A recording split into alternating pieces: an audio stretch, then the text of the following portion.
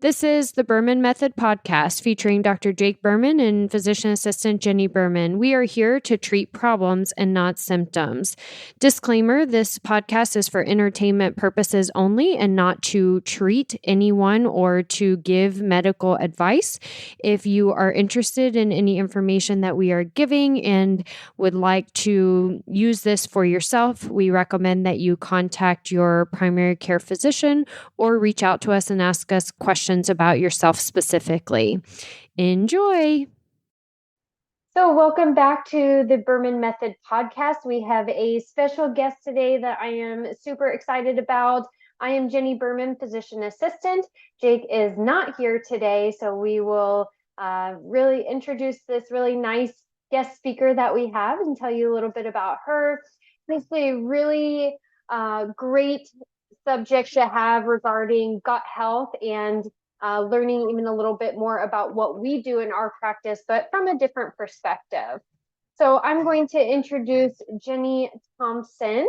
Jini Thompson is an internationally recognized expert on natural healing for digestive diseases. She healed herself from widespread Crohn's disease and has remained drug and surgery-free for over 25 years. Jini has appeared on numerous TV, radio, and podcast shows throughout the US and Europe, giving hope to people and a vision for how they can heal their IBD and IBS, irritable bowel disease, and irritable bowel syndrome using entirely natural methods. Her books have sold worldwide in over 80 countries. Jenni, thank you so much for joining our podcast today. Thanks you so much. I'm so looking forward to this conversation. Wonderful. So tell me a little bit, first of all, how many books do you even have? I know you certainly have one that is widespread, but how many total books do you have, and what really got you on this path to being able to heal your own Crohn's disease? Well, the total books is now 17. Oh, wow. I know you wouldn't think there'd be like that many books about gut related issues, but we've gotten into very specific, and some of them are still, I guess we're going to say, legally considered experimental protocols. So I would chunk those off into their own instruction book and whatnot, so that, not putting it in one of the big hardcovers or something. So that kind of expanded it. And so that all came about from people asking. It was just this whole thing from the time I published the first 250-page version of Listen to Your Gut back in 2000. Everything that has come since then has been from readers saying, could you please do this? I need this. Can you help me with that? And then me going, oh, I thought I was just gonna, because I had a telecommunications company at the time. And I thought, well, this is like my service to humanity. I got out of jail. Here's the keys. You can get out of jail too. I'm going back to my normal life. And that's not what the plans were for me, I suppose. It just kept growing and growing, and people asking for more and more things. And then and I end up spending all of my time over here in the health stuff. Well, 80% probably. So that's how it all grew. And that's always how it evolves. You find the key for your own health and you start to share that knowledge. And then it's, okay, you fixed me in this aspect, but now can you help me fix this autoimmune problem I have, or this gut health problem I have? And so it just continues to evolve. But people trust your expertise, and they're obviously seeing results with what you've been able to provide to them. So that's amazing. Mm-hmm. Where do you sell your books? They're available on Amazon in any country, but the best place, if you can, go to my website, listentoyourgut.com, because then I can give you a bunch of free bonuses. I give them to the people on Amazon too, but they have to email me because we're not allowed with Amazon to give additional materials. So they get a lot of recipe books and other information so whatever works for people, whatever's easiest. That's amazing. But Jenni, I think you've experienced the same thing, where because I've introduced you to my readers, because my readers are often, I can give them all the information, but then they want someone like you to actually handhold and be that sounding board and be that motivator. And a lot of them are not at the place to give themselves permission to be the authority over their body, and they want someone like you who's an expert who does this in this capacity, they want you to kind of like be in their corner and be their coach. And so, it's all good. I think that people, all healing is good healing. So whatever someone needs to do and however they need to arrange their support team, it's awesome. Right. That's it. And you have to keep educating, and that's where having all of this information and the expert advice and the reading material can be so helpful, because I tell our clients all the time, and we say it all the time on our podcast, you should be questioning your provider. You should be asking questions. Why are you doing that? What made you decide to do that? Are you sure this is the right test for me? Because I read XYZ over in this book, and this is what they're saying. So it's always good to have that knowledge base of, external influencers and external experts providing other options for patients for them to question what they're doing and what their providers are doing to help them. So that's amazing. So tell us a little bit more about your specific journey for your body and what got you into being able to listen to your gut. Well, for me, I was diagnosed, 16 really was when I went, and I think I was kind of getting near my birthday. So I either got my official diagnosis at 16 or 17, but it was a lot easier because my brother had already been diagnosed. So I come from a whole family of doctors and pharmacists, and my dad's an eye doctor. So he got me into the best GI in the city we lived in. And this guy headed up a national research team on Crohn's and colitis. And I had never even heard of natural or alternative medicine at that point. I thought it was for people in the third world who couldn't afford real medicine. That was the place I came from. And so I did everything that the gastroenterologist told me to do for 3 years, and was just getting worse and worse and worse. And I had a widespread case. So it was present in my small intestine, my large intestine, and they were suspecting it was now spreading to my stomach. So then they were like, well, you have to have surgery. And at that point I went, I need more information, because this was before the internet, right? Sure. There was you couldn't even go to your library and get this kind of information. So luckily, because he was so prolific in the field, he loaded me up with this stack of textbooks and all his latest research reports. I took it home, I read everything. And that's when I went, oh my Lord, they do not know what causes this. They do not know what it is. They do not know how to heal it. They're just like throwing darts at the board, hoping something's going to stick. And what they're really trying to do is just keep people alive. Right. And I was like, that's not good enough for me.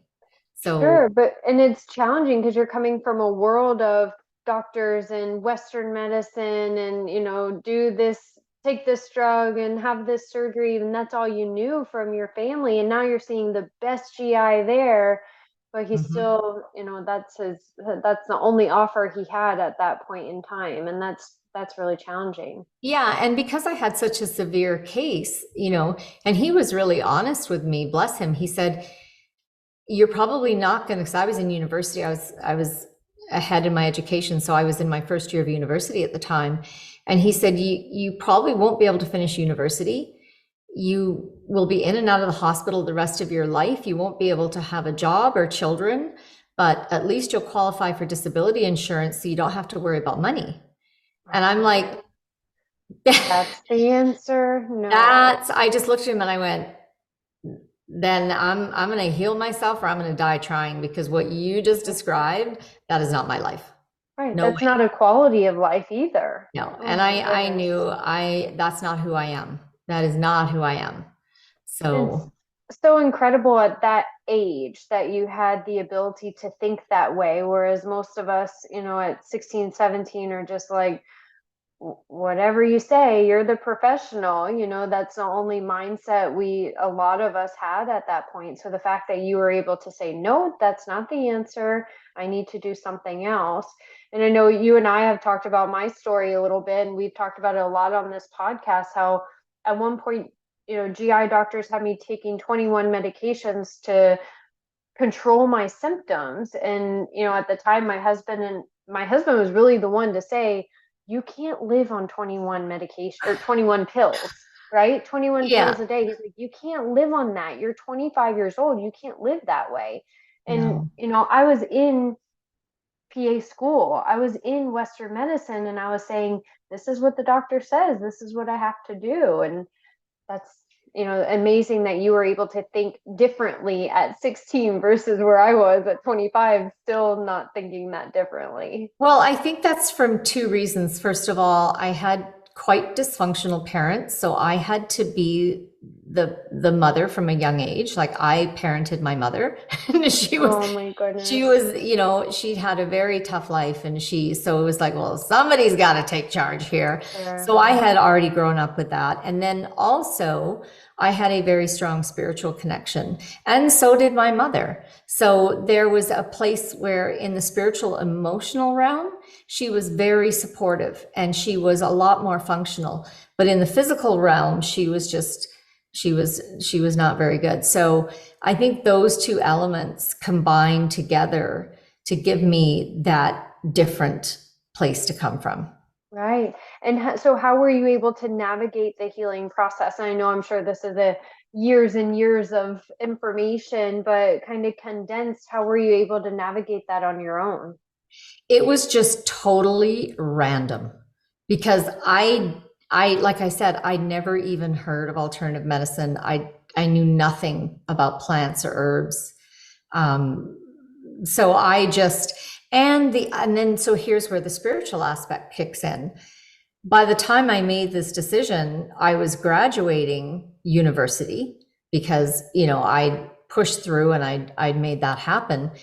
And my awareness was, and again, this is something that obviously was spiritually guided, because when I try to think about it logically, I don't know how I would have come up with this, but I just knew I had to go and do something that focused on the positive and something fun, and just go, who cares, to all the physical reality. And so I left Canada and I went to Tokyo, Japan. Oh, wow. Okay. Because the other thing that I did have conscious spiritual guidance on was that, okay, at this stage of my life, I have to figure out who I am and what do I really believe? Like, if we take away everything from my family, my culture, my socialization, my religion, and we strip it away and I put myself in a vacuum, what's left?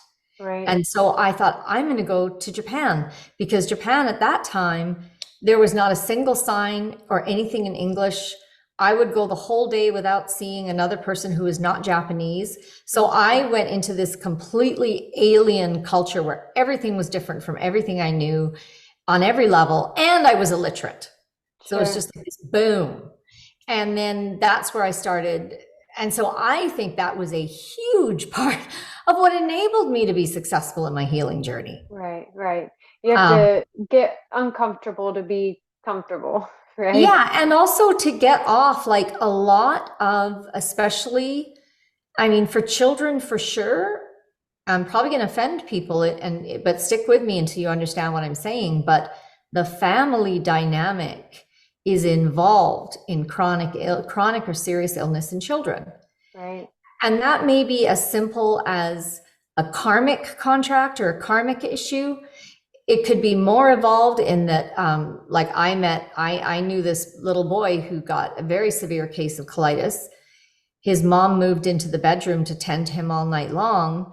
But what was happening at the emotional level was that mom and dad were close to divorce.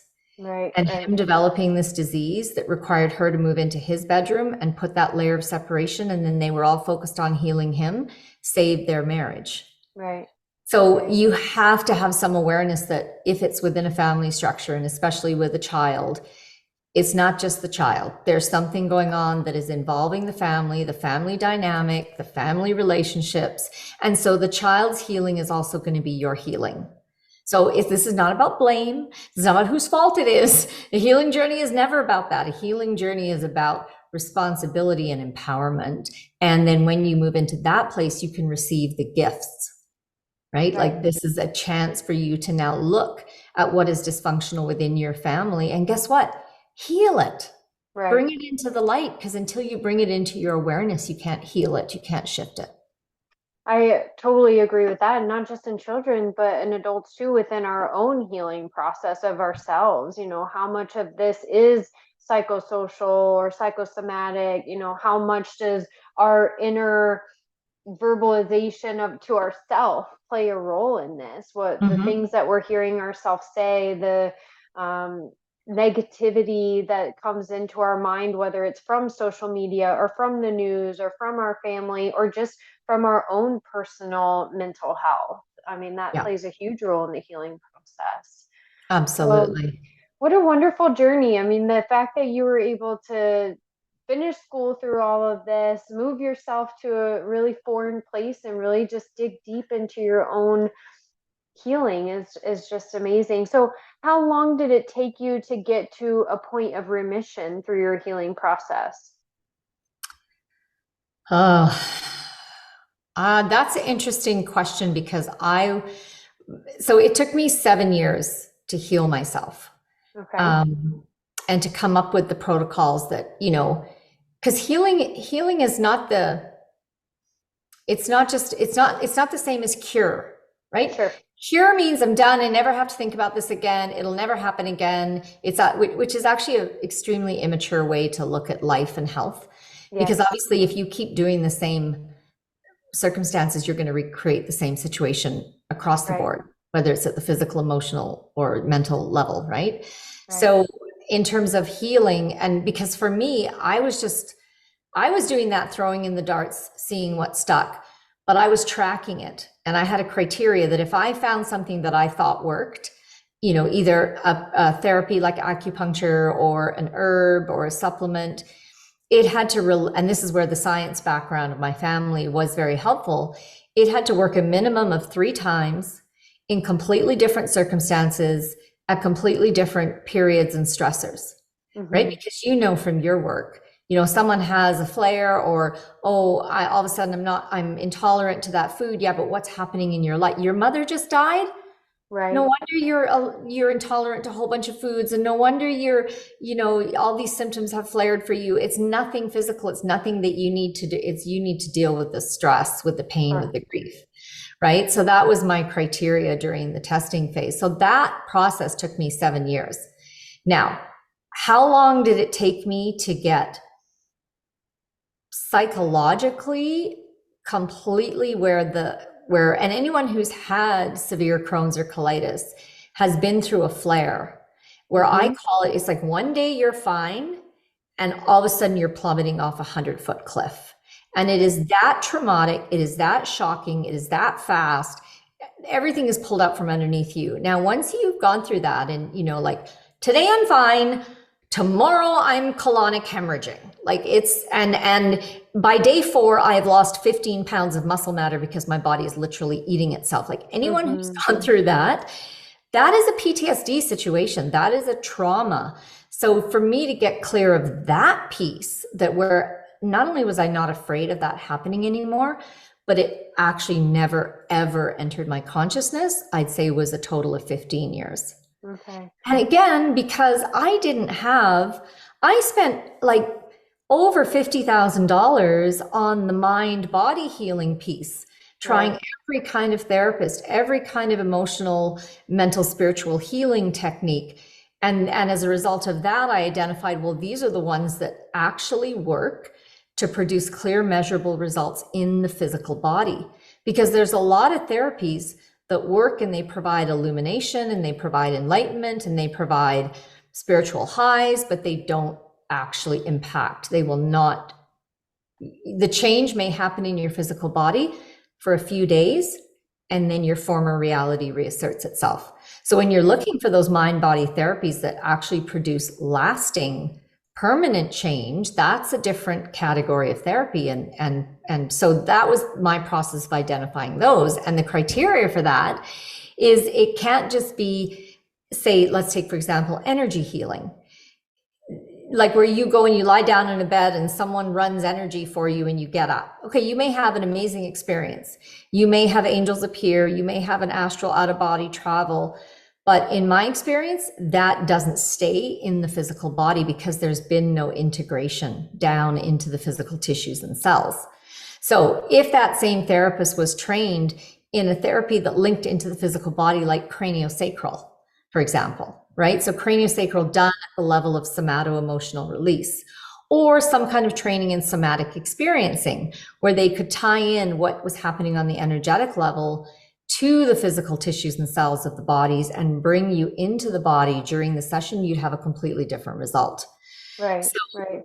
That was also a huge part of the journey, because especially, if you have a severe or long-term case, in my experience, you can't be completely healed without going to that emotional, spiritual level, because that's what a healing journey is for.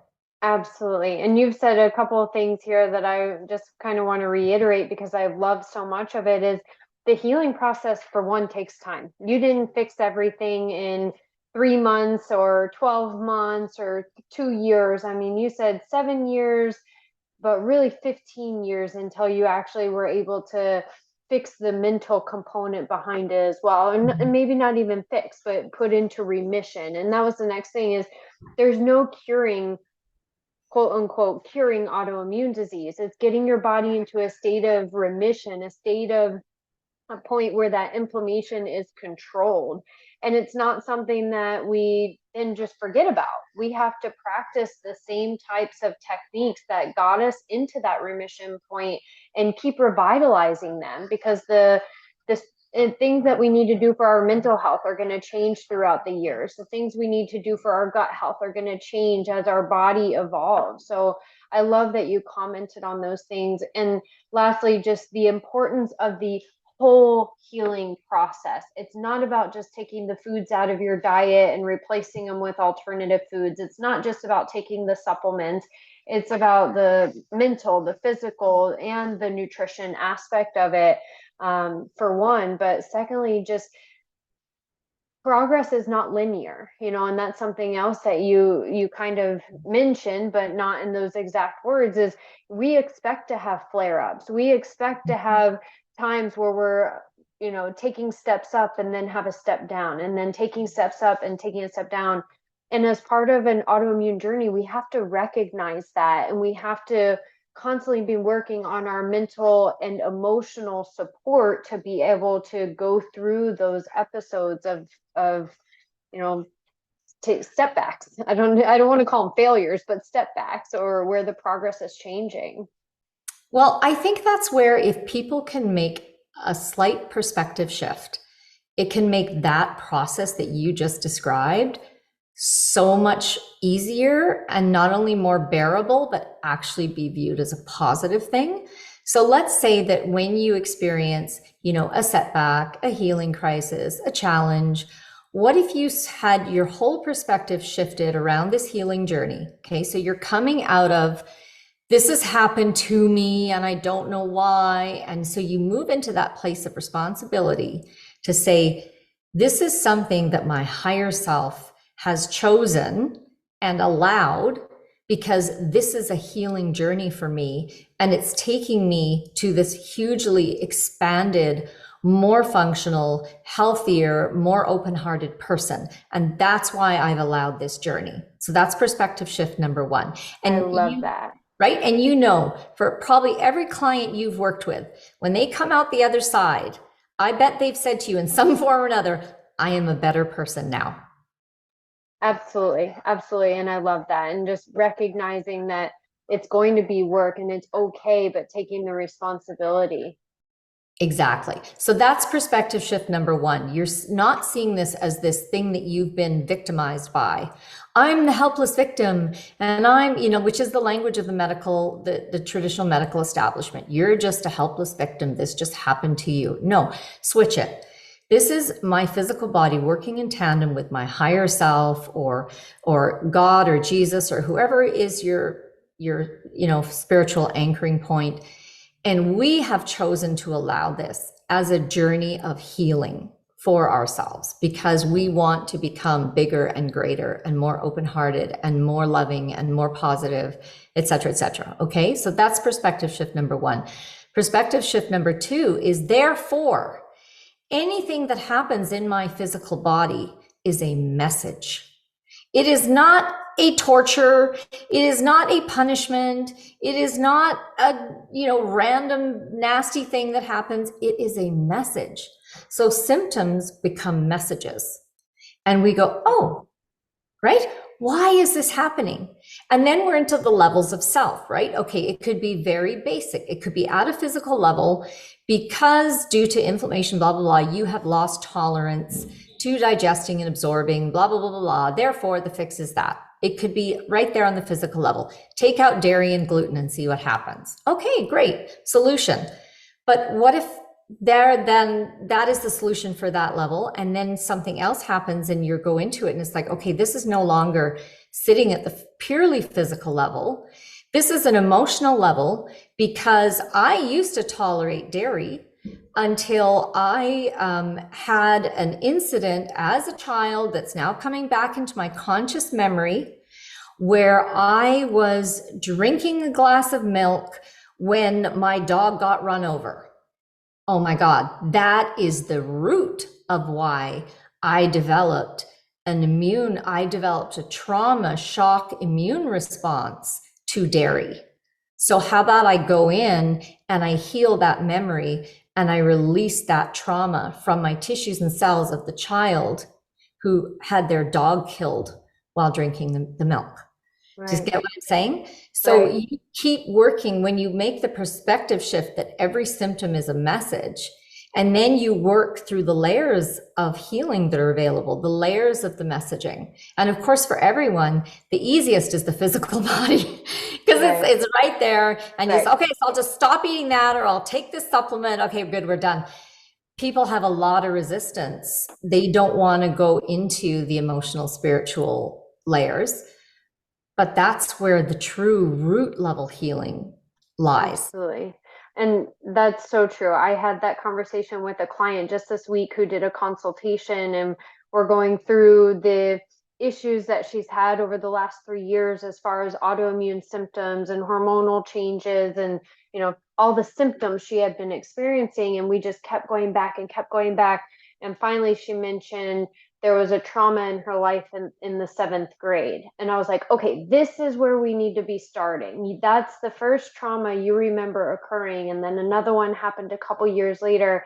I said, but this is the important part. That's when your migraine started, your constipation started, the acne started. All these hormonal changes you've experienced in the last 3 years are not the issue. We need to go way back to that gut health issue that started at that trauma in the 7th grade. So it's just, amazing that people don't correlate, and it's not talked about enough. That's part of the issue. It's not talked about enough, but the correlation that trauma has to this autoimmune disease that they're now experiencing 40 years later, 50 years later. So this is amazing. And so what would you say, and I think I have an idea, and maybe our listeners do too already, but what is your most popular protocol that is unique to the healing method that you did for yourself and also recommend for your readers? I would say the most popular one is something that I call Jini's Wild Oregano Oil Protocol. And so what's different about this is, so wild oregano, for people who don't know, it's a broad spectrum antipathogen, antibacterial, antiviral, antifungal, and it also is effective against a number of parasites. And the bulk of the research for wild oregano was actually done in the microbiology sector, and they were looking at utilizing it in extremely minute amounts for packaged and processed foods to inhibit the growth of any pathogenic microorganisms during the processing and packing stage. So you can imagine, if you've used wild oregano, how strong it is, how dilute those amounts we're talking about would be, where this product is still effective as a pathogen inhibitor. Right. So that's where, because again, if you want hard data on something, there has to be a monetary motivation for the research. Well, food processing and packaging, that's a huge monetary motivator. So that's where the research is. So what we discovered, and this is the great thing about having people be so communicative, and there's so much feedback that I get from my readers all the time, is that I was able to say, okay, this is what I think is going to work. I've been doing this on myself. Who wants to test this with me? I can just and then I'll get an email back, 250 people, I'm in. Okay, so we need to stay in close contact to provide feedback on results. So as a result of that, what the protocol that I came up with is that you can't just do the wild oregano or whichever antipathogen agent you found to be really effective. Olive leaf is another one that works really well for people who, for whatever reason, don't like wild oregano. But you do that high dosage 5 times a day. And then right before you go to bed at night, you take Natron probiotics, which are they're very expensive, but they are therapeutic. There's a ton of reasons why that's the only brand that I am able to recommend that I like.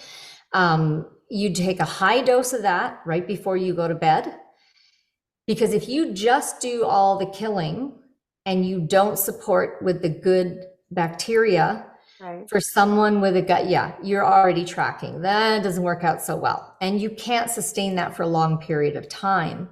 And so if you alternate the two, because they're, for a microorganism like Mycobacterium avium paratuberculosis, MAP, which depending on the study you look at is present in anywhere from 92 to 95% of people with Crohn's disease. Mm-hmm. And it's a bacterial fungal hybrid, and it hides within the cell wall. So the only way you can detect it is with DNA testing.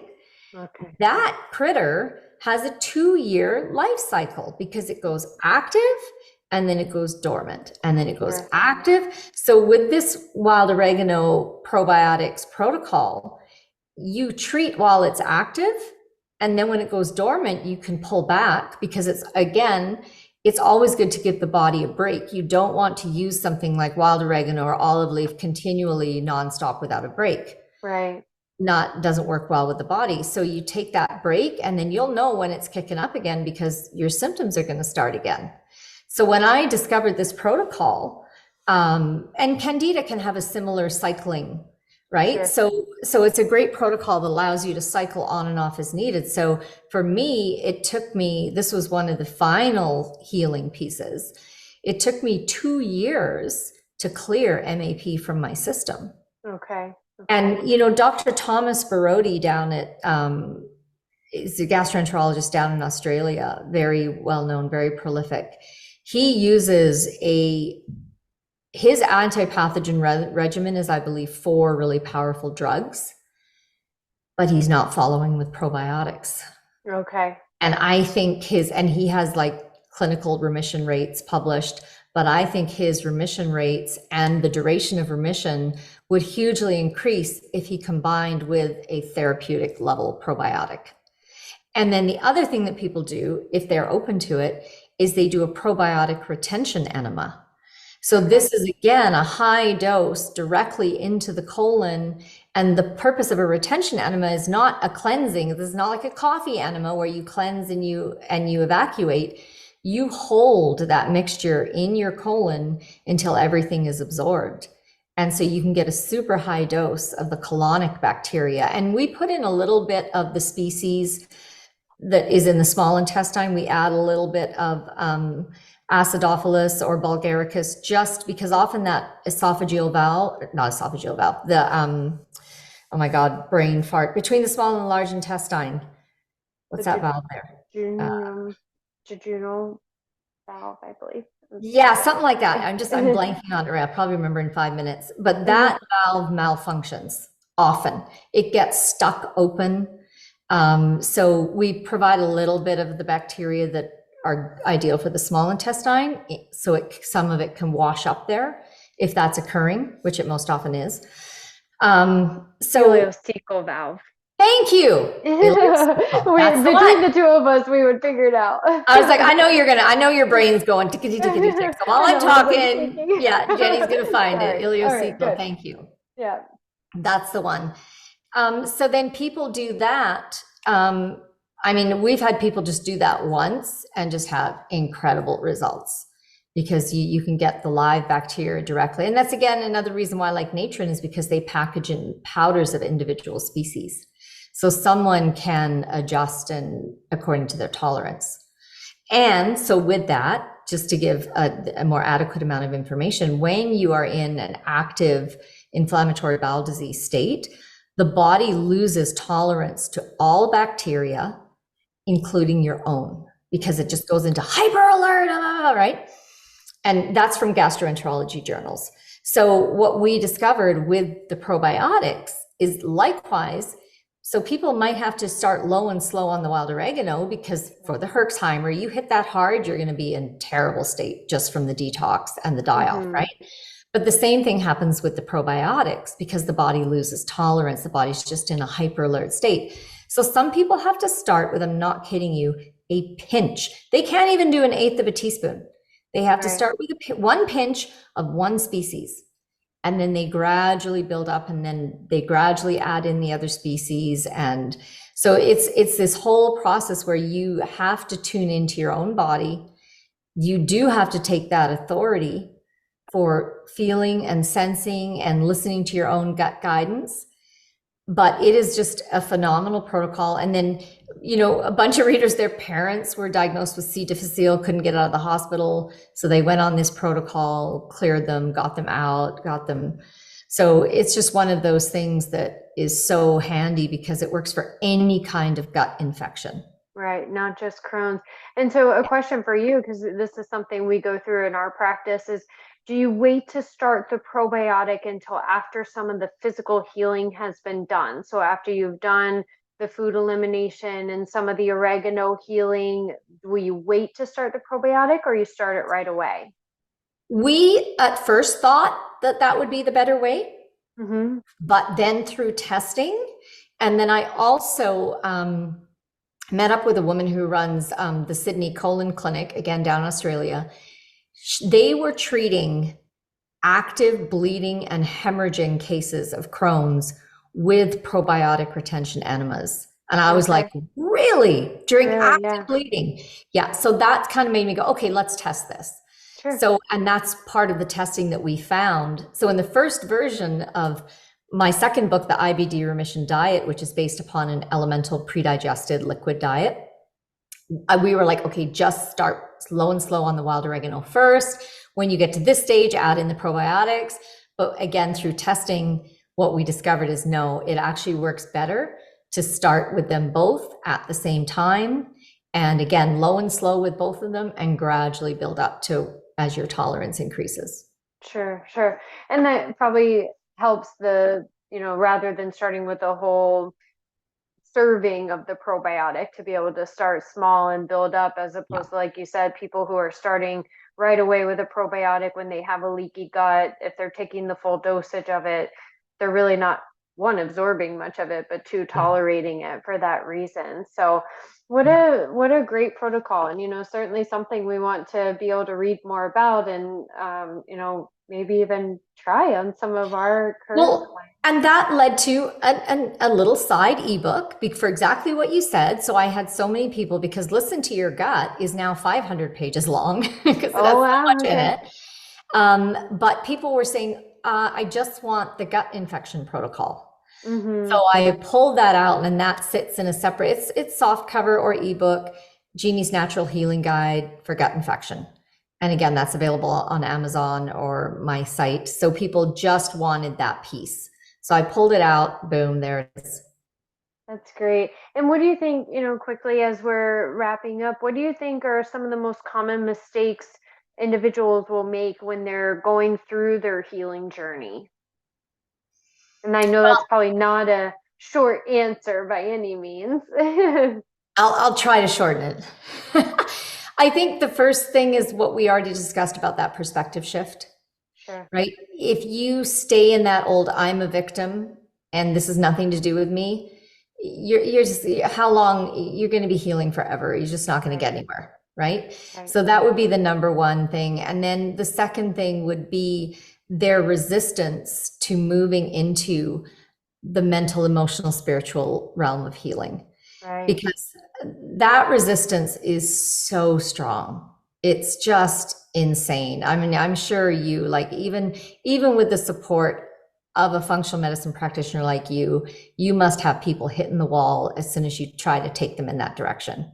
Well, definitely. And just it's like you've already mentioned, it's constant evolution, constant work, constant change. And we get uncomfortable being uncomfortable, right? We want to kind of stay in our little niche and where we're at, and we have to keep changing and evolving and having step backs to have a step forward, like we've already talked about. And that's where individuals get resistant, in my opinion. Where they get resistant is they're not seeing the linear progress. Again, progress is not linear. Or they're frustrated with, okay, I did that and it worked for so long and now I have to do something different. Well, yes, our body is constantly changing and continuously working on that mental health aspect too, like you've mentioned. So yes, But see, this is the paradigm shift between traditional allopathic medicine, which has trained everybody to think one symptom, one pill, goodbye. right. It's like, what does that have to do with healing? Nothing. First of all, that symptom is not usually going goodbye. It's just being suppressed, and it's actually going into the deeper levels of your tissues and your systems. Right. 100%. So it's that difficulty of coming out of just take a pill and make it all go away. What we've got people doing now, even with the natural healing, just give me the supplement and make it all go away. Right. They're like, oh, I took a drug, now I'm taking an herb, but my thinking has not changed. Exactly. When I do this, it's easy gone. route. Yeah, exactly. And that's not what healing is about. If you think of the word disease, dis-ease, unease, there is a lack of balance. It's not about something victimized me and attacked me and I just have to kill it. No, that may be a part of it. Mm-hmm. But the bigger part of it is, why were you susceptible in the first place? Right. And just look within a family system. There's you and your sister. You've been raised together, same parents. Why do you have this thing and she doesn't? So again, we're going back to that thing of personal responsibility, saying, I wonder what else could be happening here. And having the willingness to ask those questions and have that exploration for the growth and development of yourself, your whole self. Which is actually, I believe, why we come to this planet. I don't think we're just here. I'm going to incarnate. I'm going to work 8 hours a day and have a couple kids, and then I'm going to die. And that's why I've come here. That's just ridiculous on any level. Right. So why are you here? And then again, we're back to perspective shifting and being willing to open and the resistance and the fear that's going to come up when you start to, like your client, I don't want to go back to what happened when I was 7. I don't want it, or grade 7, but that's where it happened. Right. That's your root. We have to start talking about it and exposing those traumas so that we can start that healing process way back to that point, really get into the mental shift of it. It's, so amazing. I love talking with other practitioners that think this way and see the total body healing. Yes, we have to do the physical component, but we also need the emotional, the mental, and being able to utilize outside help. We can't treat ourselves. We can't fix ourselves. You said $50,000 plus on your healing process just for the mental and spiritual aspect of it. And that's finding that right practitioner that is going to listen to you and understand you and be able to dig deeper to allow for that healing process of all these different aspects. And, I think that's just something so important that we just have to keep talking about is you can't treat yourself. You need the outside expertise, the outside knowledge, the accountability, somebody to dig deeper for you. Well, and here's a good metric that I often tell people when you're going for these other levels of healing. You should see some kind of shift or result in 2 sessions. If you don't, it's either the wrong therapy or the wrong therapist for you. Right. So your body will give you that feedback. If you found the right hypnotherapist, you're going to see a shift in minimum of 2 sessions. Mm-hmm. Craniosacral, same thing. If someone's like, oh, you need 10 sessions for that. No, walk out the door, take your money and go find a better therapist. Yes, it may take 10 sessions for you to have complete healing around this thing. No problem. But you should see shift in at least 2 sessions. If you don't, walk. Right. Find someone else. And it takes a while to find the good people. Right.